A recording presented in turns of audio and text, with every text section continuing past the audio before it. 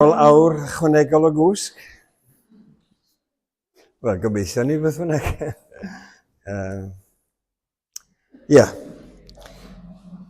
Ga i groesawu pawb. Neis i gweld Gwenan a'r teulu. Neis i gweld chi. A'r merched wedi tyfu. Hyfryd iawn. Mae yna nifer i ffwrdd dros y sil yma, dros y hanner tymor. Da ni'n dymuno bendith Duw arnyn nhw. Felly, chydig o goeddiadau. Heno, mae yna astudiaeth ar garedigrwydd a cael ei arwain gan Dafydd Job. Dyn ni'n mynd trwy ffrwythau'r ysbryd. Oedd yn, mae'n biti bod Dafydd ddim wedi gallu arwain yr astudiaeth nos i diwetha ar y mynedd, nag oedd, ond yn dyna fo, fel yma i de.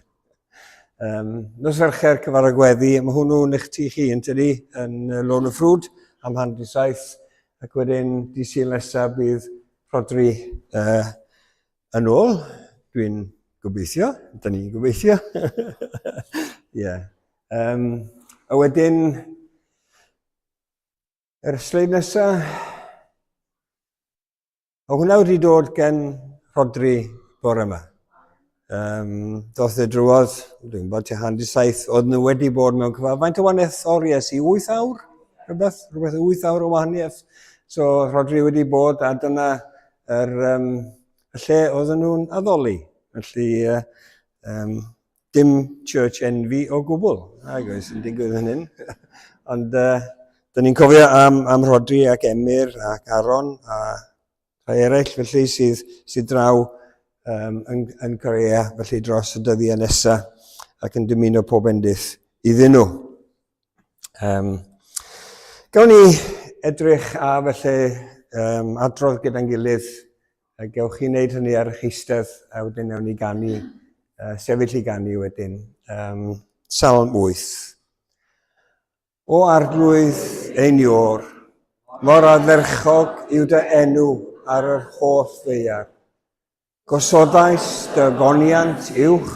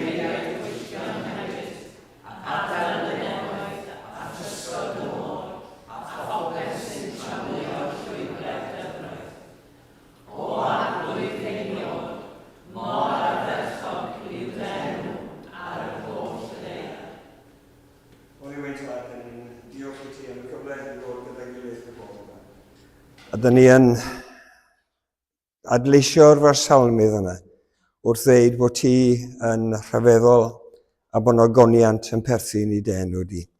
A wneud i roi cymorth i ni y bore yma, i roi'r gogoniant sy'n ddyladwy i ti trwy gymorth yr ysbryd glân i ni heddiw.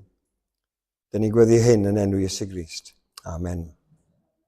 Gawn ni ganu gyda'n gilydd yr emyn gyntaf. Cyduned nef a llawr i foli'n hardwydd mawr mewn hyfryd hoen. Clodforwn trabol chwith ei ras a'i hedd dilith, ac uchel ganwn byth, teilwng i'w roen.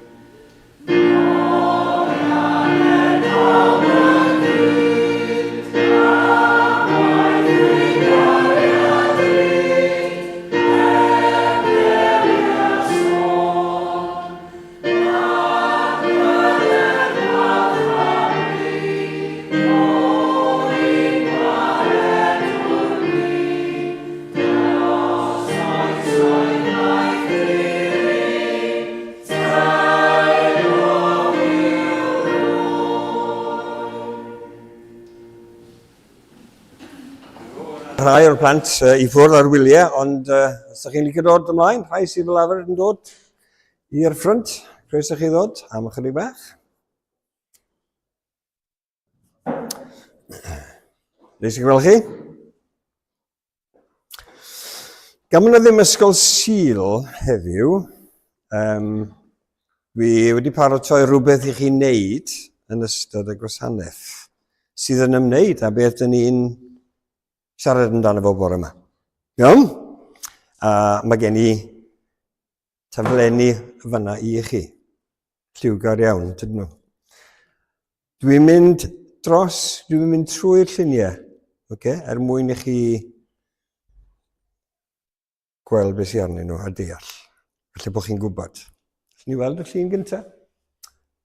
Mae'n dweud Duw yn creu'r byd. Da chi'n licio weld o'r lluniau beth sy'n cael ei greu?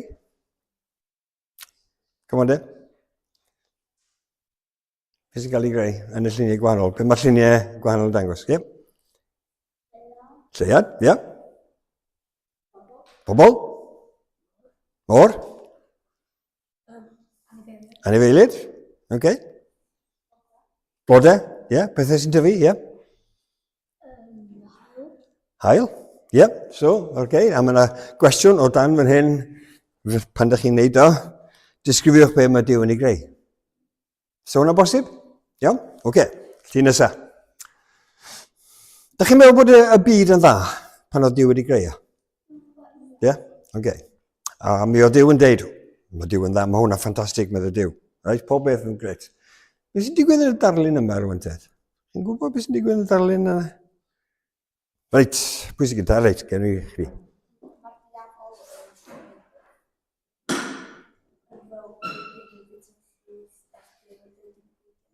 Dyna fo, mae'r diafol yn deud nhw i'w fwyta ffrwyth, ynddo? Reit? O'n nhw fod i fwyta ffrwyth? Nag oedden nhw. Lle mae'r diafol, de? Yr reindeer, y sarf, ia? OK. So, does dim cwestiwn yna, so allwch chi, dylen ni wedi rhoi cwestiwn pam dwi'n mynd i roi cwestiwn, ddim yn gwybod. Ond allwch chi ddisgrifio beth sy'n digwydd. Ia? OK? Wedyn. Beth sy'n digwydd fan'na te? Mae hwn yn digwydd syth ar ôl yr mwynheb. Ie. Maen nhw'n bwyta'r ffrwyth, a wedyn, be mae'r ail llun yn dangos?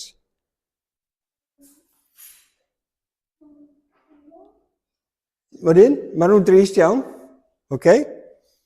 Oherwydd bod Duw wedi gyrru nhw allan o'r ardd oedden nhw'n byw ynddo fo.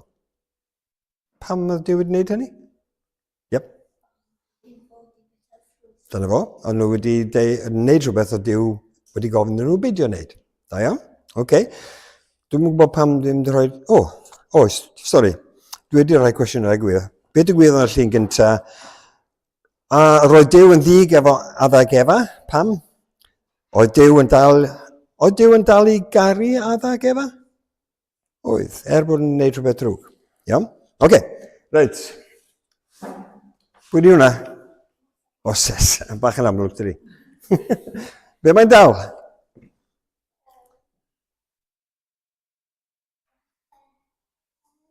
Llechen? Dwy lechen doedd.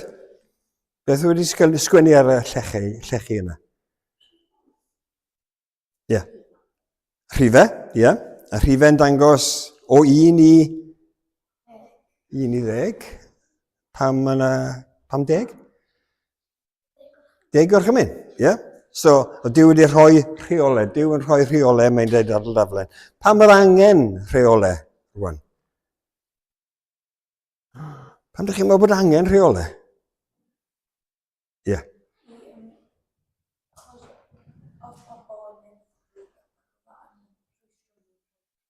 Reit, OK. Oedd angen rhwystro nhw rhag gwneud bethau drwg, ie? A gwneud beth oedd Duw yn dymuno iddyn nhw'n wneud, a bod nhw ddim yn wneud pethau o'n nhw yn fod i wneud. So dyma rheolau. So, dyna'r cwestiwn, pam oedd angen rheolau? Allwch chi sgwennu ateb lawr, OK? Cwestiwn ti nesaf? Da ni'n gwybod beth sy'n digwydd fan'na? Ie. OK, mae llun cyntaf yn dangos y groes, ie. Iesu Grist am arw ar y groes? Ia. A wedyn, beth i gwybod beth sydd dan fo? Ia.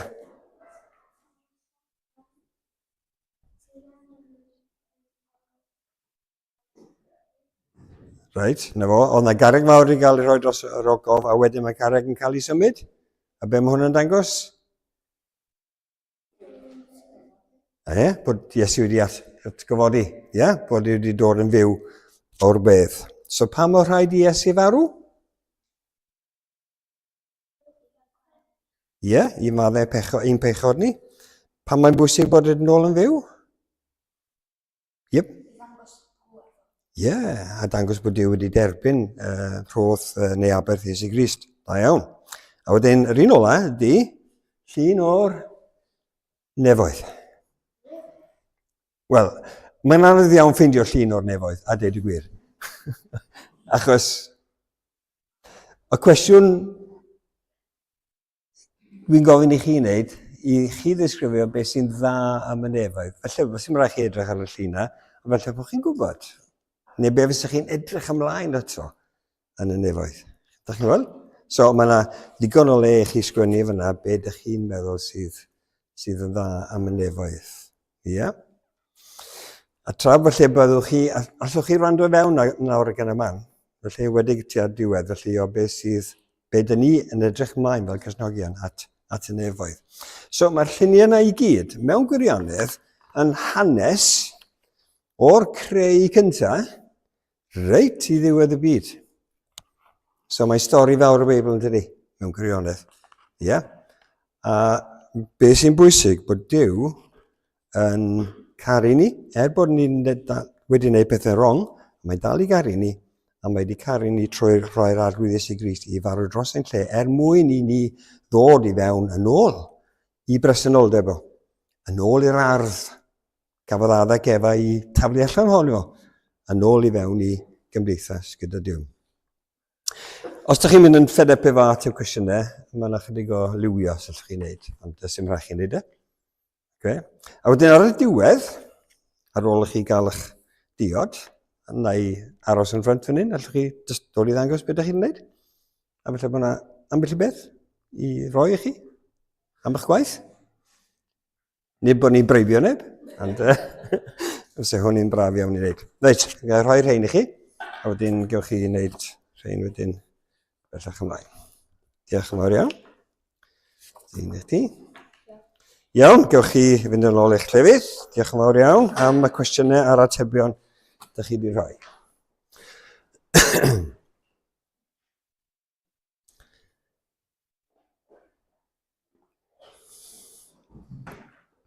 Dwi'n meddwl yr emyn nesaf ewn ni ganu gyda'n gilydd.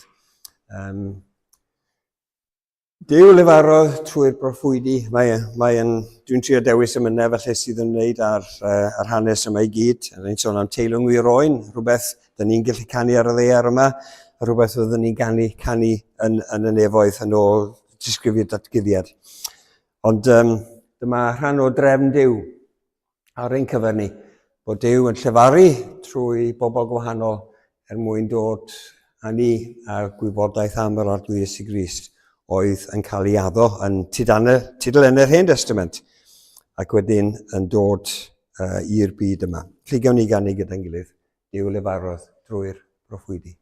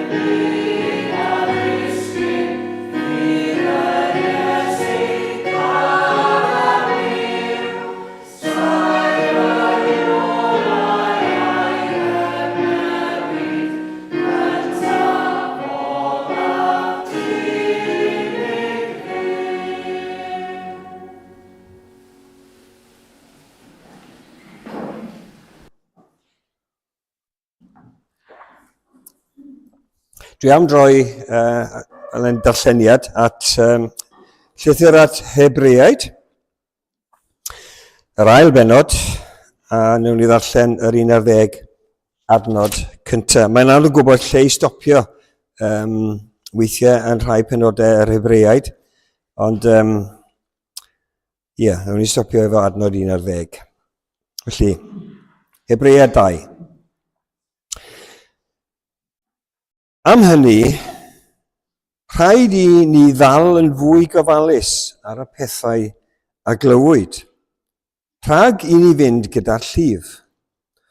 Oherwydd, os oedd y gair a lefarwyd drwy angylion yn sicr, ac os derbyniodd pob trosedd ac anifuddod ei gyfiawn dal, pa fodd ydy hangwn ni os esgilyswn iachawdwriaeth a gafodd ei chyhoeddi gyntaf trwy enau'r arglwydd a'i chadarnhau wedyn i ni gan yr rhai oedd wedi ei glywed.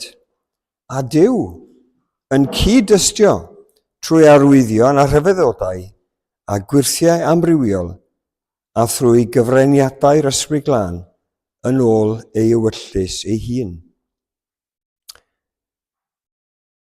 Mae yna benawd fan hyn, tywysog iachawdwriaeth.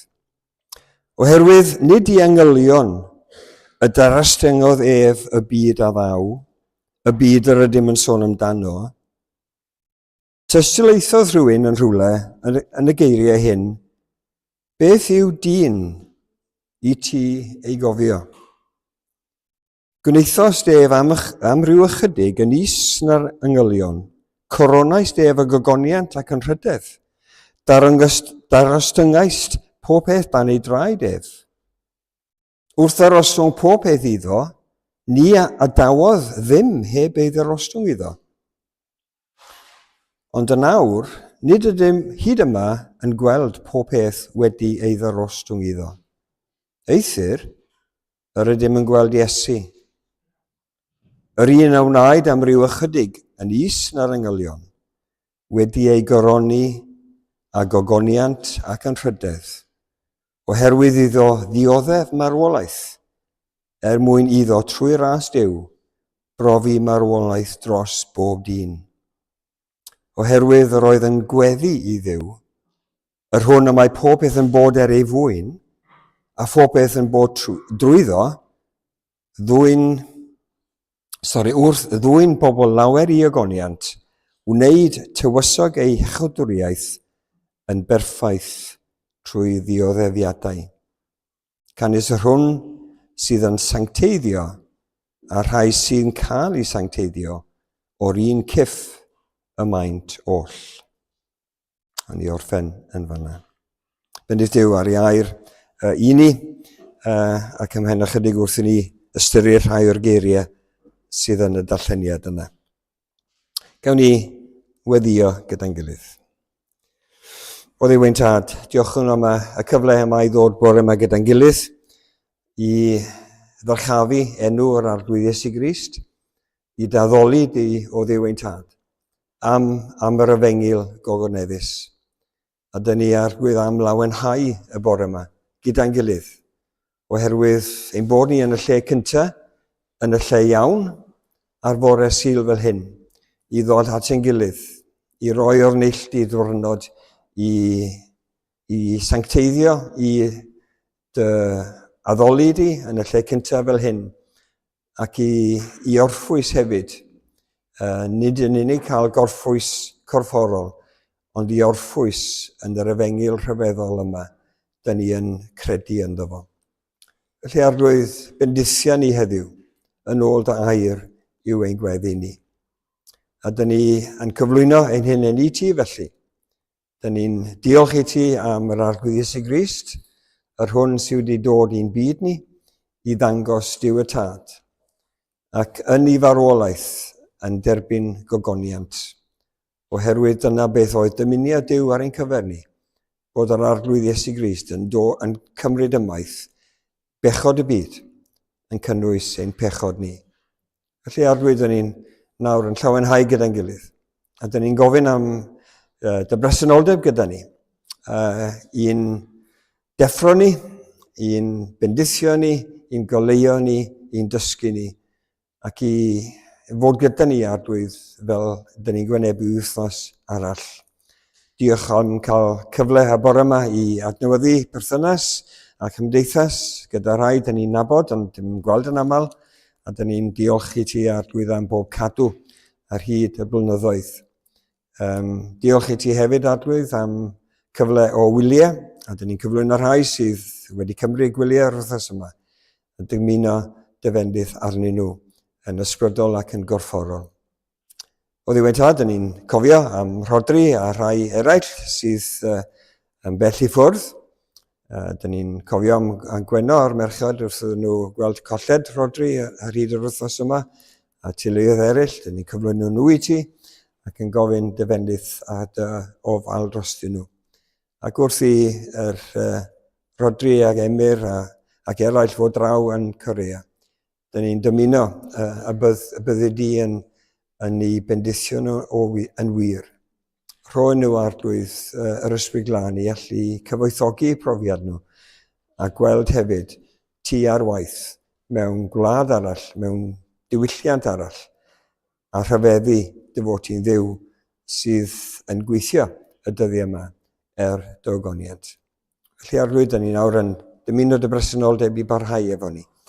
Dyn ni'n gweddio hyn trwy ffydd yn yr Arglwydd Iesu Grist, gan ofyn i ti roi'r ysbryd glân helaeth i ni y bore yma, dy ogoniant. Amen.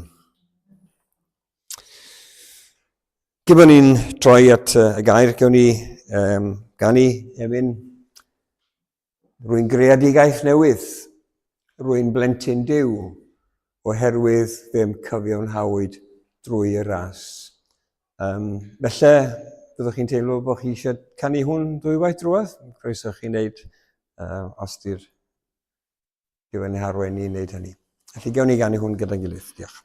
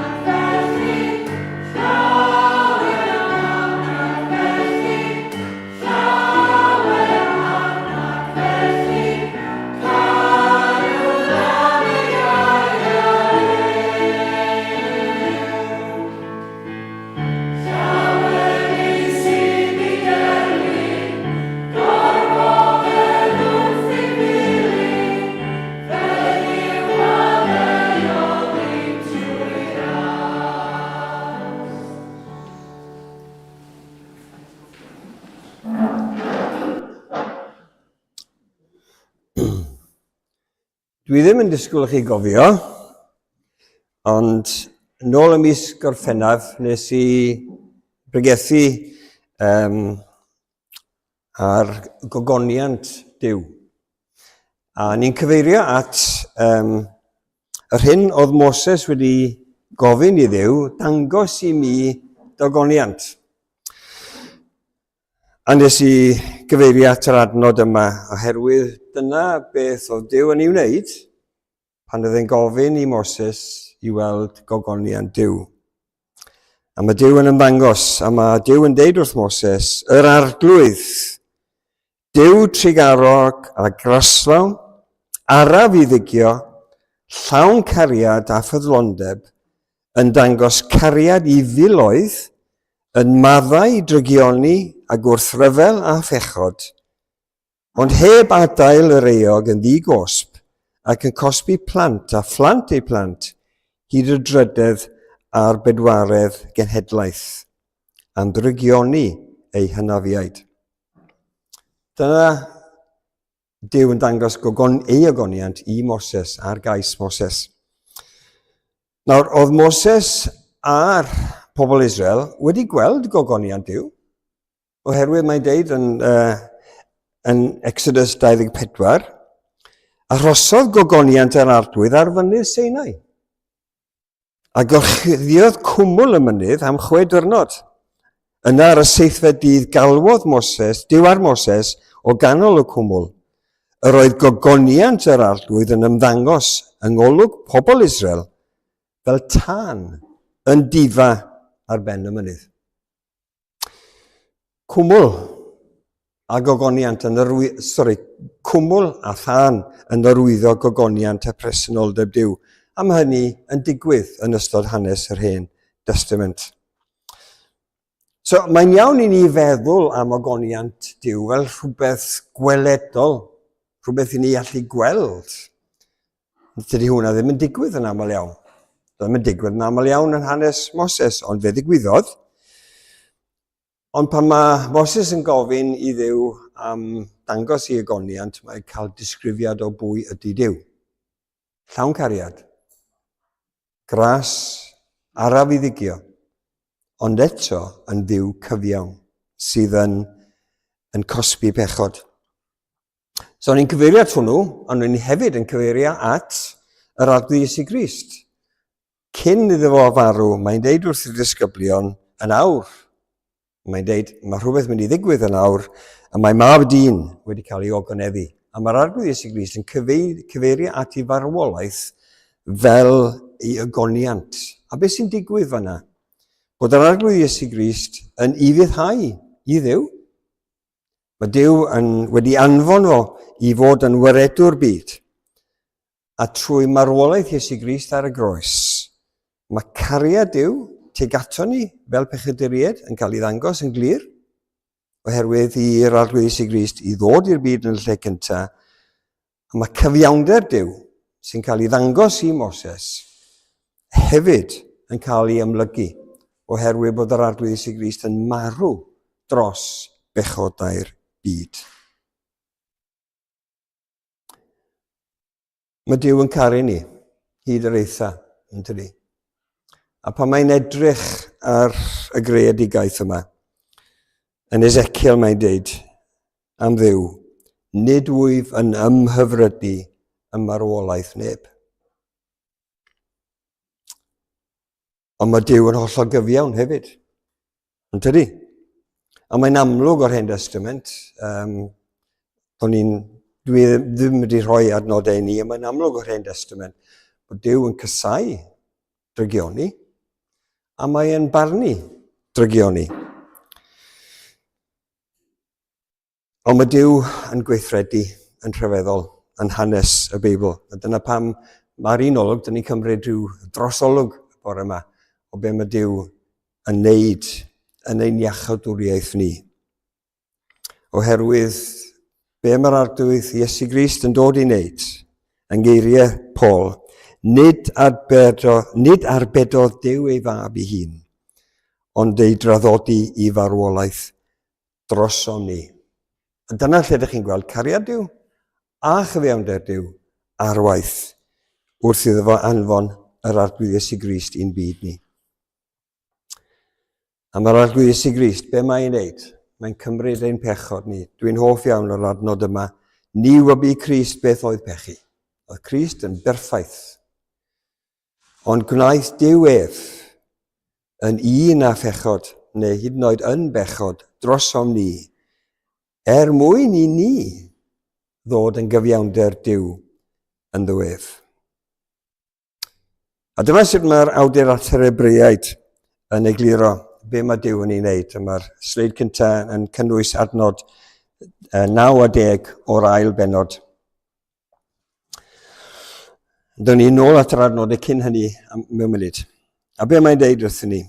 Dyna ni'n gweld Iesu, yr un a wnaed am ryw ychydig yn is na'r yngylion, wedi ei goroni ac yn rhydedd a gogoniant, wedi ei goroni a gogoniant ac yn rhydedd, oherwydd iddo ddioddef. Dyna chi ogoniant yr arglwydd Iesu Grist, oherwydd bod e'n dioddef dros chi a fi. Mwyn iddo, trwy ras Duw, brofi marwolaeth dros bob dyn. Mae hwnna'n yn frawddeg cryfedd. Gras Duw, cariad Duw, yn cael ei ddangos mor glir oherwydd bod yr arglwydd Iesu Grist yn marw drosom ni fel y dynoliaeth. Oherwydd yr oedd yn gweddu i Dduw, yr hwn y mae pob peth yn bod, ei fwyn a phob peth bod trwyddo, wrth ddwyn pobl lawer i ogoniant, neu tywysog ein iachawdwriaeth yn berffaith drwy dioddefiadau. Chi'n gweld trwy hyn i gyd, mae gogoniant Duw yn disgleirio, mae'n cael ei ddangos allan yn glir i'r ddynoliaeth. Mae'r arglwydd Iesu Grist yn cael ei goroni a gogoniant ac hynrydedd wrth iddo ddioddef. Nawr, mae hwnna'n darlun rhyfedd yn tydi, achos dim byd llachar, mae yna rhywbeth tywyll fan hyn, ond mae yna wirionedd, mae yna ogoniant fan hyn. A rhan o ystyr ogoniant yw bod yna sylwedd, mae yna rhywbeth trwm, mae yna rhywbeth sylweddol fan hyn i ni i ddeall ac i afel ynddo fo. Ond be dwi am aros bore yma ydy'r cymal yma ar y sleid nesaf sydd yn rhan o'r nodau. Mae Duw yn gwneud hyn a mae'n dwyn bobl lawer i ogoniant. Mae'n agoniant y perthyn i chi a fi yn hwn hefyd. Felly wrth fi ceisio wneud hyn, dwi'n mynd i rannu 3 peth. Dwi'n mynd i sôn am y greadigaeth gyntaf, a dwi'n mynd i sôn am yr ail greadigaeth mewn 2 ran, fel bod chi'n deall lle dwi'n mynd. Reit, y greadigaeth gyntaf. Nawr, dwi'n mynd i gyfeirio chi at adnod 6 i 8 yn y sleid nesaf. Pan mae yr awdur at yr Hebraeaid yn dyrchafu, yn sôn am dyrchafu'r arglwydd Iesu Grist. A mae Duw yn anfon yr arglwydd Iesu Grist yn un tywysog iachawdwriaeth ar ein cyfer ni. Ac bod yr arglwydd Iesu Grist, fel o'n i'n darllen yr nodau cynt, wedi cael ei wneud yn is na ar yngylion, mae yn dod i gyflawni puredigaeth pechodau. Ond dyn ni'n darllen y nodau yma. Tystiolaethodd rhywun, dwi'n licio hwnna. Dych chi'n gwybod pan dych chi'n dweud, mae'r adnod yma rhywle yn y Beibl, yn tydi? Dych chi'n dychmygu mae rhywle, a mae fan hyn, tystiolaethodd rhywun, dyn ni'n gwybod lle mae hwn, achos mae'n dod o Salm 8. Ond pwy bynnag sgwennodd, mae'n siŵr yn dweud, mae'n mewn rhyw scroll rhywle, neu dwi'n cofio mam a dad yn canu y fath o salm yma. Ond beth bynnag. Tystiolaethodd rhywun yn rhywle y geiriau hyn, beth yw dyn i ti ei gofio a mab y dyn i ti ofalu amdano? Gwnaethos def am ryw ychydig yn is na'r yngylion, coronais def a gogoniant ac yn rhydedd, daros dyngais pob beth dan ei draed, ac wrth arostwng pob peth iddo, neu adawodd ddim heb ei ddarostwng iddo. Pwy mae'n mynd disgrifio fyna ydy y ddynoliaeth. chi a fi. Pobl mae Duw wedi ei creu. A ydych chi'n gweld bod yna eiriau yn debyg fan hyn i'r geiriau sydd hefyd yn disgrifio yr arglwydd Iesu Grist. Gogoniant ac anrhydedd. So mae hwn yn cyfeirio at hynny. A mae'n deud fan hyn bod pob peth wedi ei ddyrostwng iddo. Pan greuodd Duw y byd, a wnaethon ni weld y lluniau, mae wedi creu pob peth yn dda. A mae'n deud yn Genesis, fel mae'n cyfeirio yn yr adnod yma hefyd, fel hyn. Bendithiodd Duw hwy, a mae'n sôn am adda, a ddynoliaeth, byddwch ffrwythlon ac amlhewch, llanwch y ddaear, darostwngwch chi, llywodraethwch ar bysgod o môr, ar adar yr awyr, ar bob peth sydd yn ymlusgo ar y ddaear. So mae yna rhyw hierarchy fan hyn, does? Rhyw drefn fan hyn. Mae Duw yn dduw, y diwdod, yr arglwydd Iesu Grist, yr ysbryd glân, oedd nhw yna ar y dechrau, yn dduw. A mae dyn a dynes sydd ddim yn dduwiau, mae nhw'n is na Duw, ond mae gennyn nhw berthynas, mae gennyn nhw gwmnïaeth gyda Duw sydd wedi eu creu nhw. Mae yna gymdeithas rhwng y crewr a'r greadigaeth. Dynion a merched wedi cael eu creu ar lun a delw Duw. Ac wedyn mae gweddill y greadigaeth. A mae Duw yn rhoi control, rheolaeth dros y greadigaeth i gyd i ddynion a merched. Pobl sydd yn byw wedi cael eu creu yn ôl llun a delw Duw. A mae'r dyfyniad yma yn Hebreaid yn eitha clir yn tydi, bod darostyngais bob peth dan ei draededd, ac wrth ddarostwng pob peth, ni addawodd ddim heb ei ddarostwng iddo. So felly yng nghynllun Duw ar y dechrau, oeddwn ni i fod, i reoli y greadigaeth i gyd, fod yn gyfrifol amdano fo. Fatha managers dros y greadigaeth o Duw wedi ymddiried i ni. Ond, mae sleid nesaf yn dangos frawddeg ychwanegol ar y diwedd. Nag cyn hwnna. Yr un cyn hynny. Ti wedi mynd.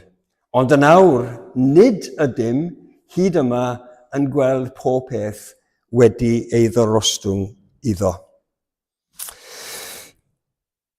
Tydi geiriau yna ddim yn ymddangos y Salm 8, ond maen nhw'n wir, yn tydyn nhw. Does gynno ni, fel pobl, ddim reolaeth dros y greadigaeth. Wel, 2020 yn enghraifft, yn tydi, Covid-19, lle oedd y byd dod i stop. Oherwydd rhyw feirws bach. A mae'n debyg allwch chi roi 15,000 o'r viruses yma a pen pin, i ddangos pa mor fach ydyn nhw, ac eto beth oedd y llanast oedd yn cael ei greu oherwydd y feirws yma mynd o le i le.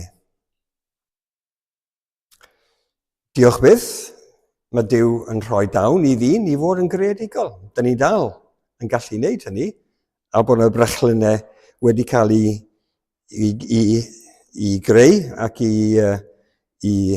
ffeindio allan mwyn helpu ni yn yr frwydr yn erbyn yr feirws yna. Ond does gen ni'n rheolaeth dros y greadigaeth. Dyn ni'n cael ein pigo gan dandilpwythion. Yndyn ni?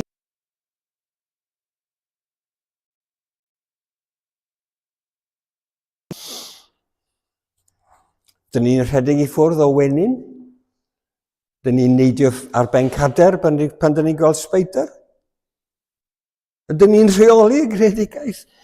Mewn gwirionedd, tydyn ni ddim, nac dyn ni.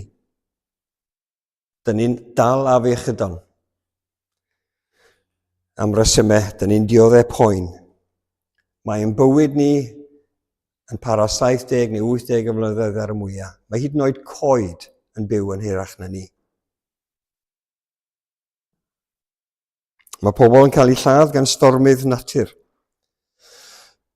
Does gynno ni ddim rheolaeth dros byd natur, ond bwriad Duw ar y dechrau oedd darostongwch y ddaear. Darostyngaeth pob peth dan ei draededd. Dyna beth oedd y dechrau. Ond yn awr, nid ydym yn gweld pob peth wedi ei ddorostwng iddo. Roedd Duw wedi rhoi cwmni i Adda yn Efa. Roedd y ddau ohonyn nhw yn byw mewn byd perffaith, yn cael cwmni presenoldeb Duw, profi bendithion, Duw i gyd, ac oedden nhw mewn awdurdod dros y greadigaeth i gyd. So beth ath o le? Beth ath yn wrong? A dyn ni'n gwybod yr hanes fel oedd y plant yn disgrifio mor dda. Bod Adda ac Efa wedi cael eu temtio gan yr un drwg. Oedd y diafol yn cynnig mwy iddyn nhw'n doedd. Oedd yn cynnig rhyw fath o upgrade i'r ddynoliaeth. A mae'n deud wrthyn nhw, gewch chi fod fel Duw. Gewch chi wneud fel dych chi eisiau. Mae Duw wedi dweud wrthych, pidwch chi cymryd y ffrwyth o'r goeden yna. Gewch chi gymryd ffrwyth o bob coeden all, ie, ond dych chi'n mynd i wneud hwnna. Mae Duw yn gosod ffiniau arnoch chi. Dydy hwnna yn iawn. Ac holl fendithion Duw, mae Duw yn cadw rhywbeth o ddi wrthoch chi. Go on, beth all fynd yn wrong? A mae Adda ac Efa yn gwrando ar y sarf. A maen nhw'n gwneud cyflawni weithred o wrthryfel yn dydyn nhw. A mae gwrthryfel yn erbyn Duw yn bechod. A mae Duw yn ei gyfiawnder yn cosbi bechod. A dyna beth ddigwyddodd. Mi ddoth barn a melltith ar y ddynoliaeth. Mi ddoth na farn a melltith ar y ddeiar hefyd. Ac oedd na ganlyniadau yn doedd i hynny. Darllenwch chi Genesis 3 a gewch chi weld hynny. Mae yna dorri berthynas rhwng Duw a'r ddynoliaeth. Mi oedd yna breakdown mewn communication rhwng Adda ac Efa yn doedd mewn gwirionedd. A beth oedd Adda yn wneud? Beio Duw am rhoi Efa am wraig iddo. A beth oedd Efa yn wneud? Beio sarf am ei dwyll.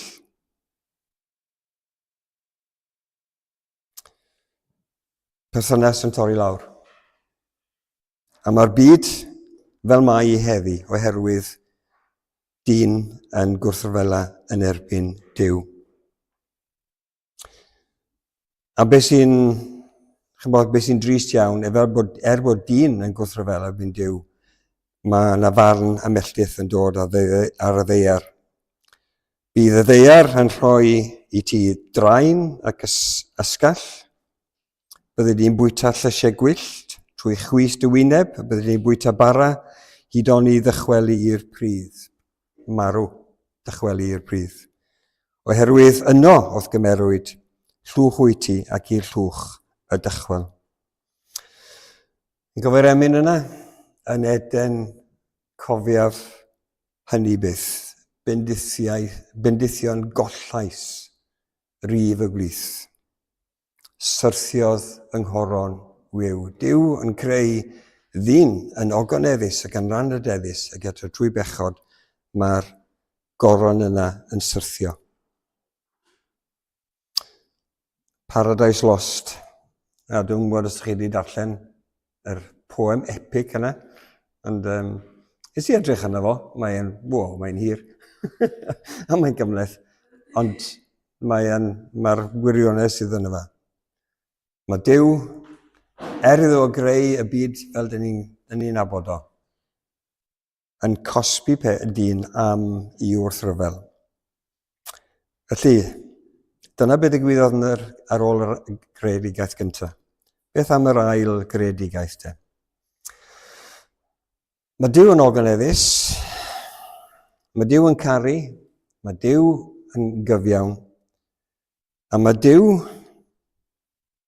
reit o ddechrau hanes y Beibl yn cychwyn ar ail-greu. Ail-greu. A mae'n dechrau efo y ddynoliaeth oedd wedi gwrthod Duw a gwrthryfela yn erbyn Duw. Mae'r Beibl yn disgrifio wrth i ni edrych ar y greadigaeth rwan, fel mae hi, dyn ni'n gweld rhyfeddod y greadigaeth dyn ni.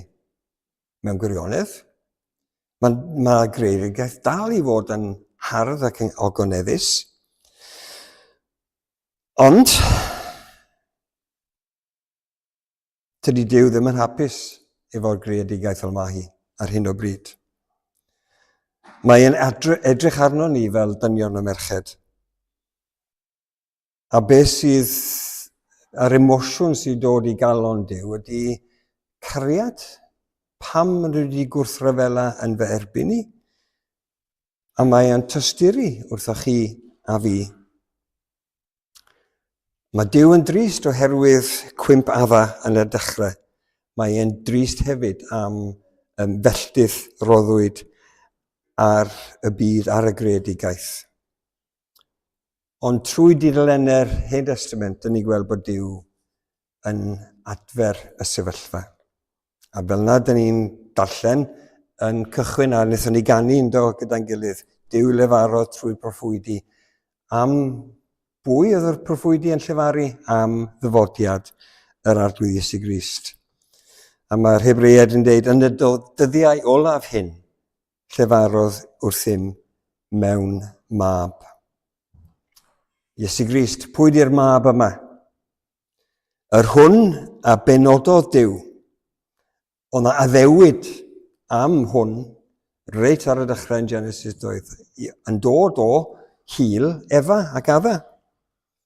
Yr hwn a benododd Duw yn etifedd bob peth, yr un a gwnaeth y bydysawd drwyddo, oedd yr arglwydd yna Iesu Grist yno ar y dechrau, fe yw disgleirdeb gogoniant Duw, a mae stamp i sylwedd arno ef, a mae'n cynnal pob beth a'i air nerthol, ac ar ôl iddo gyflawn i puredigaeth prechodau, eisteddodd ar ddeheulaw mawrhydi yn yr uchelder. Mae ffordd yn ôl at Dduw.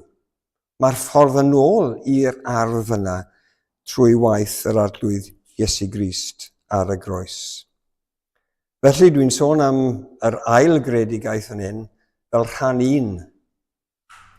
Mae Duw yn creu rwan. A sut mae e'n creu?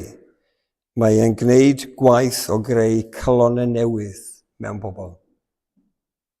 Mae Ezekiel 36 a Psalm 51 yn sôn am waith Duw yn creu calonau newydd, yn symud yr galon garreg ac yn rhoi yn lle galon y gig. Calon sy'n ymateb i'r neges Duw ar ein cyfer ni trwy anfon yr arglwydd Iesu Grist i'n iachau ni ac i'n achub ni.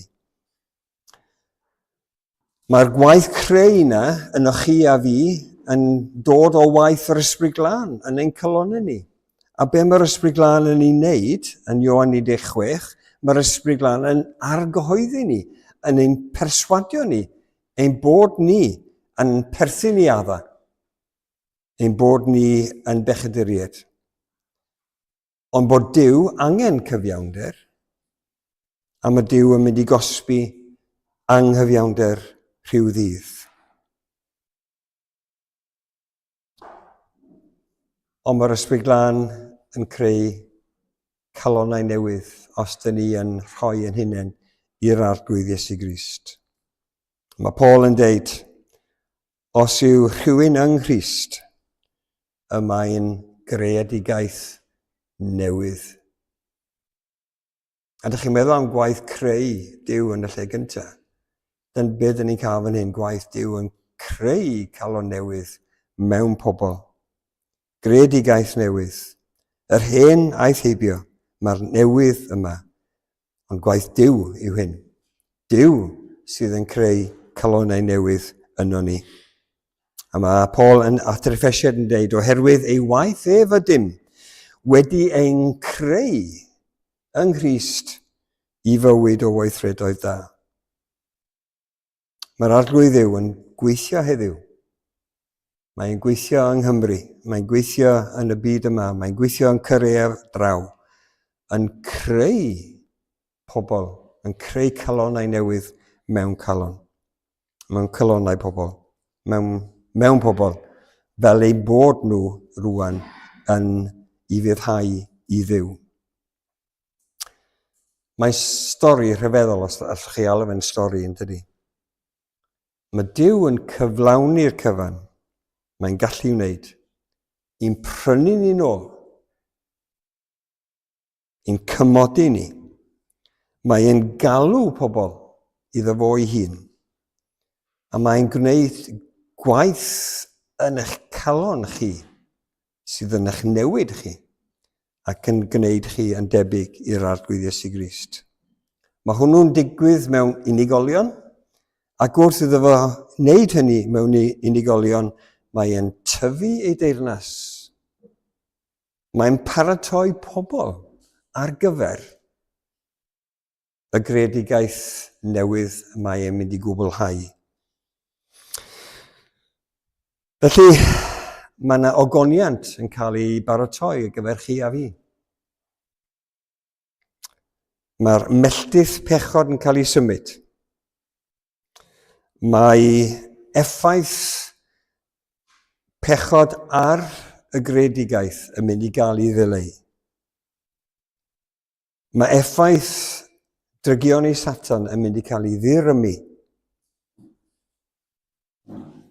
Gymaint fel bod y greadigaeth, fel mae Paul yn deud, yn disgwyl, y greadigaeth yn disgwyl am achubiaeth y ddynoliaeth. Mae fel petai gan y ddeiar lais yn deud, gaethon ni ein melltithio oherwydd anifuddod dyn, da ni'n edrych ymlaen at yr amser yna, pan mae dyn yn cael ei brynu nôl, i fod yn iawn gyda Duw, ac wedyn da ni'n edrych ymlaen at hynny.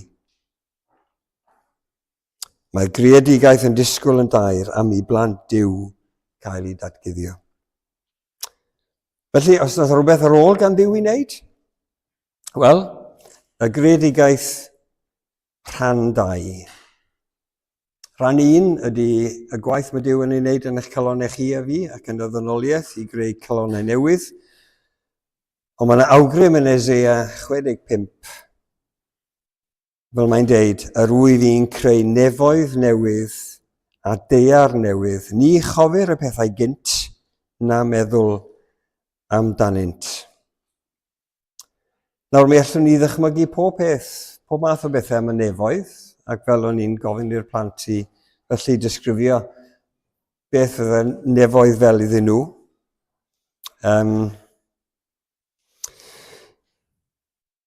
Tydi'r Beibl ddim yn cynnwys y frawddeg yma ar ôl i chi farw, gewch chi fynd i'r nefoedd. Tydi'r frawddeg yna ddim yna.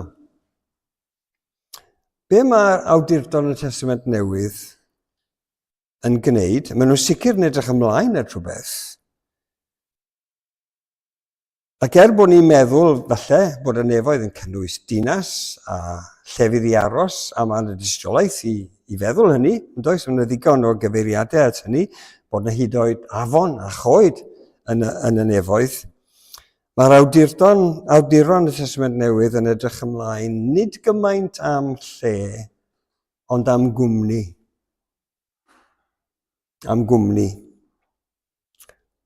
Dych chi'n gwybod yr hanes neu'r dywediad yna ar y groes, pan ofynodd un o'r lladron i Iesu Grist ar y groes, Iesu, cofia fi pan ddoedd i'th deyrnas.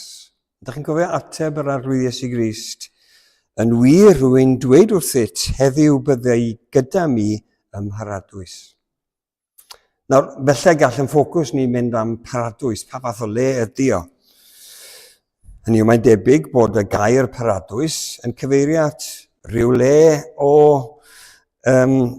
ddiogelwch, rhyw fath o parc, bod na le o hapusrwydd. Yn yw, dwi'n hapus iawn efo parc neu ardd. Hwna'n golygu allai cario ymlaen i arddio a tyfu moron heb caradflau. Ond be mae'r arglwydd Iesu Grist yn deud wrth y lleidr yma, heddi byddi gyda mi. Heddiw byddi gyda mi. Mae Paul yn deud pethau tebyg iawn yn Philippiad. Mae Paul yn cael chydig bach o drafferth.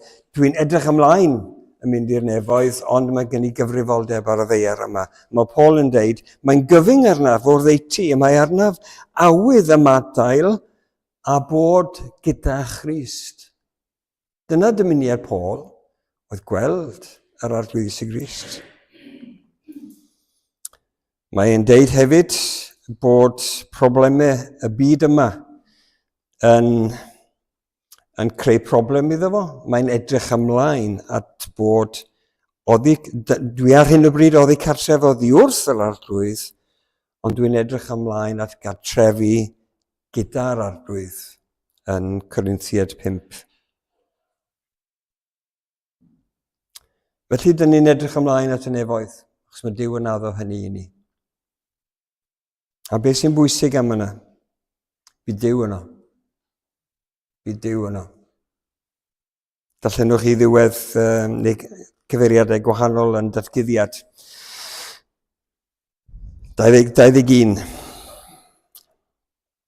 Clywais lais uchel o orsedd yn dweud, wele y mae preswylfa Duw gyda'r ddynoliaeth. Ar ôl y greadigaeth gyntaf, gafodd y ddynoliaeth wrthi allan o bresenoldeb Duw oherwydd pechod. Mae Duw yn prynu ni nôl trwy aberth yr arglwydd Iesu Grist. A mae yna ddewid yna. Bydd ef yn preswylio gyda hwy, byddant hwy yn bobloedd iddo ef.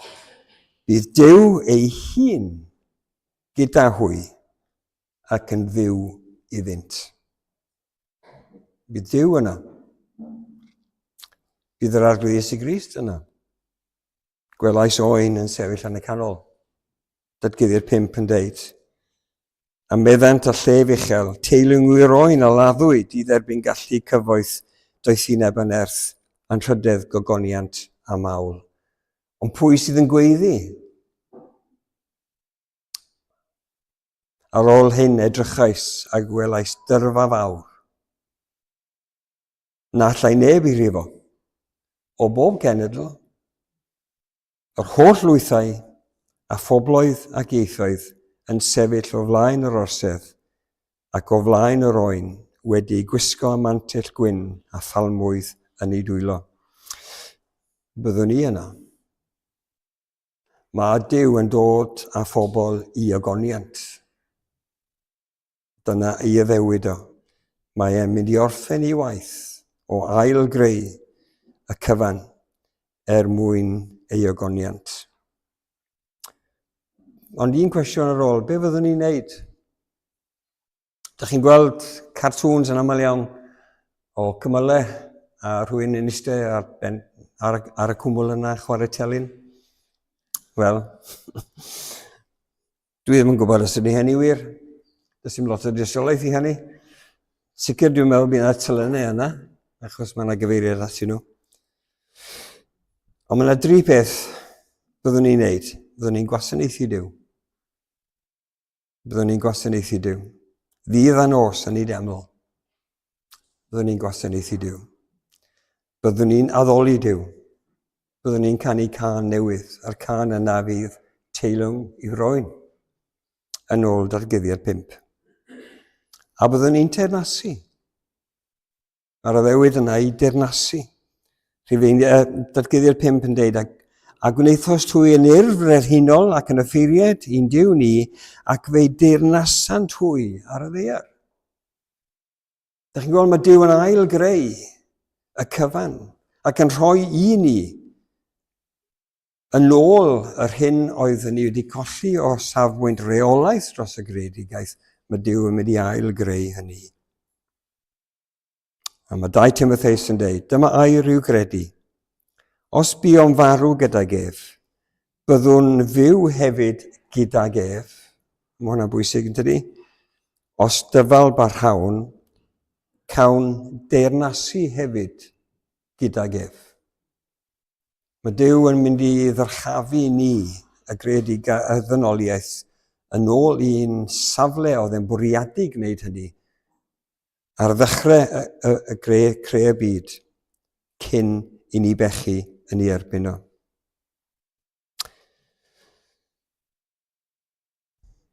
Ond dwi am orffen efo un peth, achos dwi'n credu bod hwn yn bwysig.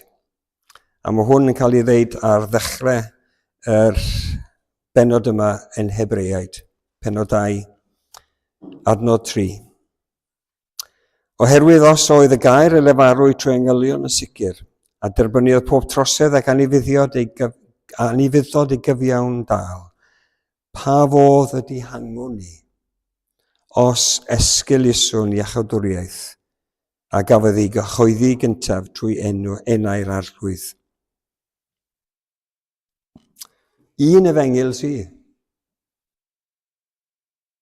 Un iachawdwr sydd, sef yr arglwydd Iesu Grist. Meddyliwch o ddifri am hynna. Dim ond un ffordd yn ôl i beth mae Duw yn cynllunio ar ein cyfer ni. A does na ddim ffordd arall. Pa fodd ydy hangwn ni oherwydd ein pechod ni rhag cosb Duw os nad yn ni'n ymddiried yn yr arglwydd Iesu Grist. Gofynodd rhywun i Paul yn do. Be sy'n rhaid i mi wneud i gael fy achub? A beth oedd ateb Paul? Cred yn yr arglwydd Iesu ac fe gei dy achub. Ac wrth erbyn rhoddion Duw ar ein cyfer ni, mae Duw yn mynd i ddod yn ni a pobl lawer i ogoniant. A diolch i Dduw am hynny. Da ni'n mynd i ganu gyda'n gilydd 2 emyn, un ar ôl y llall. Yn un gynta, o'n i cyfeirio ato fo, Eneden cofiaf hynny byth, ac wedyn ewn ni ymlaen i emyn arall. Da ni wedi chanu o blaen, bod trwy'r arglwydd Iesu Grist ni'n cael ein iachawdwriaeth. Nid yma fi, ond Crist ei hun.